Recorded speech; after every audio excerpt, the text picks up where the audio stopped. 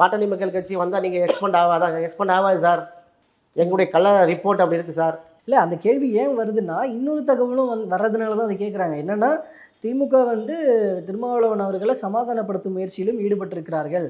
அவங்க உள்ள வந்தாலும் அக்செப்ட் பண்ணிக்கிற வகையில அப்படின்னு. இப்போ ஒரு கட்டத்துல திருமாவளவன் அவர்களே இந்த வார்த்தையை சொன்னாரு. என்னன்னா, நான் ஒப்புக்கொண்டாலும் அப்படின்ற ஒரு வார்த்தையை சொல்றாரு. நான் ஒப்புக்கொண்டாலும் அப்போ தொண்டர்கள், கட்சியினர், மக்கள் இவங்க ஏத்துக்க மாட்டாங்கன்றது தான் அதனுடைய நிலைப்பாடு. அதனுடைய அர்த்தம்.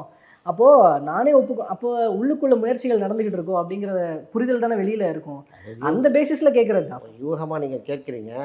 எழுச்சி தமிழ் தலைவரை திருமாவளவனை பொறுத்தவரையில் சர்வாதிகாரி கிடையாது. அவ்வளோ நெருக்கமான இருக்கிறவங்க சொல்கிறோம். அவரை பற்றி போனா தனி டாபிக் போட்டு பேசிக்கிடுவோம். ஆனால் தலைவரை பொறுத்தவரையில் தாந்தோண்டித்தனமாக அப்படிப்பட்ட தலைவர் கிடையாது.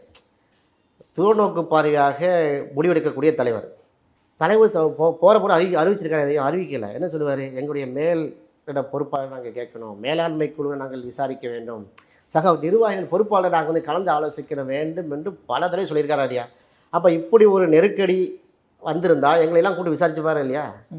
மாநில பொறுப்பில் இருக்கக்கூடிய எங்களையெல்லாம் உட்கார வைத்து பாட்டாளி மக்கள் கட்சி வருவோம் என்று சொல்கிறாங்க, நம்ம அட்ஜஸ்ட் பண்ணிக்கிறோம்னு சொல்கிறாங்க அப்படின்னு ஒரு மீட்டிங்காக நடந்துச்சா? போட்டிருக்காங்களா இது வரைக்கும்?